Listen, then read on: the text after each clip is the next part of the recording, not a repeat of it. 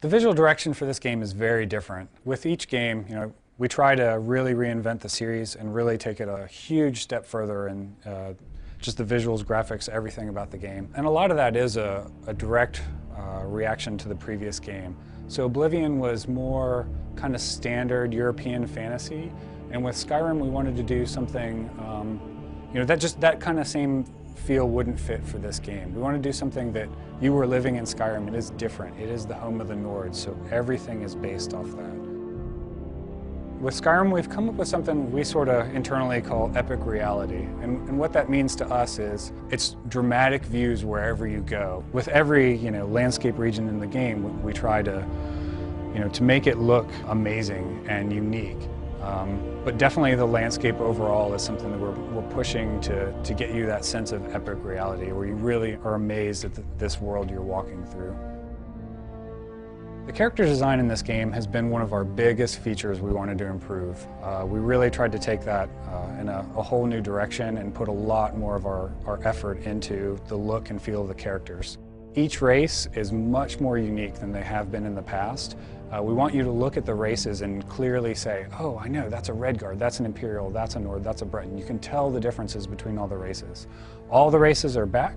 They've been greatly improved, and there's a lot more customization than we've had in any previous game for you setting up your character or all the NPCs you meet.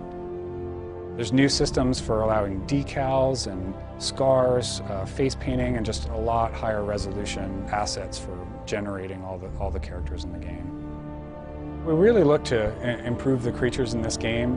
The main difference, I think, is we really tried to root them into this world. You should be able to look at a creature and know, it lives there and it makes sense to be in this location and it stands out from the other creatures in its behavior and why it's there. We like to balance things out so you have creatures that can, go all over the different areas of the world. Some fit in dungeons, some fit in exteriors, but ultimately it's the world that sort of ends up defining who lives in it. Well, most of the ideas for the game honestly start taking root here in this room. We have everything drawn from creatures to weapons to landscape, dungeons, everything. It's all in here. We've done more concepts for this game than we have any other game we've ever worked on. We have lots of fun meetings in here where we're trying to figure out how everything looks and is going to work in the game. And it's we all sort of work together on it. Ray will be drawing something, and then Todd and some of the designers and I will sit down with them and try and figure out what we want to do and how it's going to work in the game. But we really like to plan out as much stuff as we can, as early as we can, so it makes it clearer for the team and what we're going to end up making. If we don't have clear concepts, a lot of times we find we'll go off in the wrong direction or spend a lot of wasted time on something that if we had a really strong image in the beginning, we would have nailed it right away.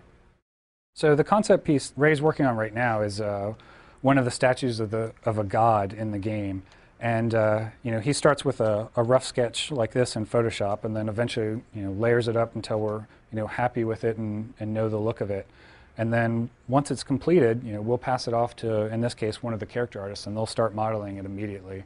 And then as soon as that's done, it gets textured and goes right in the game, and then we look at it and make sure it's working for the space. But it's pretty quick turnaround from concept to our tools to right into the game engine.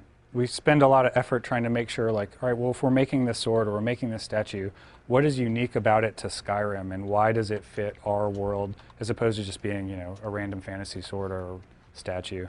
It has to have something that's, fits the universe we've created. I hope when people end up playing the game, when they finally get to see it and play it, that they'll just be, drawn right in and really excited about it. I hope that, they see all the hard work we put into it and really feel like it is a big advancement in the next step in the Elder Scrolls, and just get really excited about it and have fun with it.